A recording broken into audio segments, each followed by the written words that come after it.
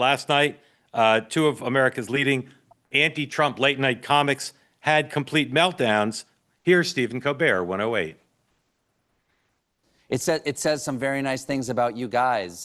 Performance, quality, stature, irreplaceable, meow, meow, meow. Very nice stuff. Signed, yours truly, the Paramount family of global entertainment properties and AI weapon systems. What? That's new. P.S. We have always been at war with Oceania. What does that mean? I have no idea, but obviously, guys, this is out of my hands. And I want to thank you so much for being here, on my last show. Stephen, you're here for 10 more months. Oh, right. Weird Al Yankovic and Lin-Manuel Miranda, everybody. Thank you so much. Thank you so much. We'll be right back with Sandra Oh. I don't understand this at all. All right, so the audience was taken over by comedians showing solidarity, and there wait, hold on. By the way, yeah. I don't mean to do it again, but I won't make you go back. You do realize the comedian on the far right may be a joke at CNN, but that's Anderson Cooper. Yeah. And the idea that CNN doesn't have a problem with Anderson Cooper showing solidarity with a bunch of left. I mean, the next time you hear about CNN and their newsworthiness, just remember that scene. Yes. Anyway, the night was filled with jibes at the administration. Sean points out Anderson was there. Less subtle was Jon Stewart. 114. Oh, wait.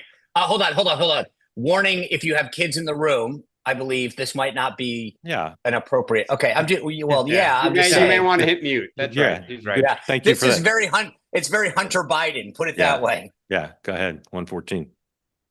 Go fuck yourself.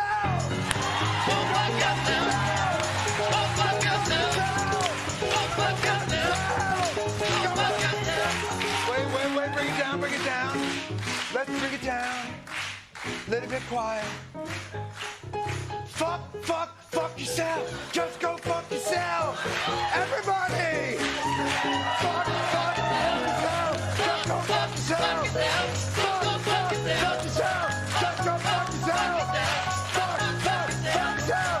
Just go fuck yourself. Go fuck yourself. Go fuck yourself.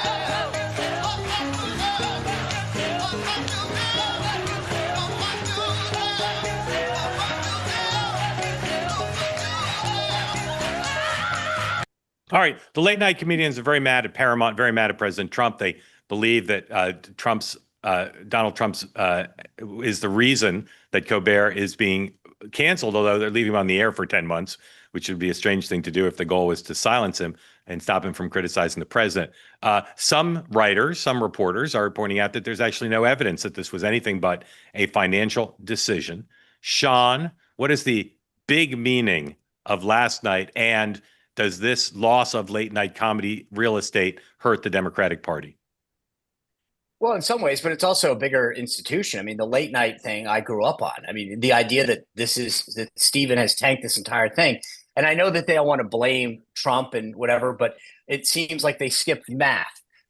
Stephen Colbert makes $16 million a year. He has a production team on that show over 200, and they lose $40 million. Now, I never took math in college, but I figure out that's a losing proposition. So they can blame everybody. But at the end of the day, Stephen's thing is, he said last night, I don't understand. I'm number one in my time slot. So, yeah, you beat Kimmel and Fallon. Woohoo. You didn't beat Gutfeld, by the way, when he was at that time slot. So just because you're number one among three doesn't mean you're profitable, you make money, or you're good business. You losing $24 million a year.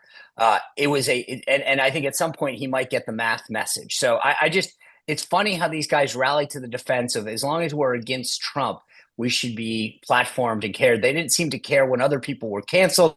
I find this whole thing just hysterical. It's like they literally are in good company with the heads of NPR and PBS when it comes to not reading the room. Dan, what's the bigger meaning here?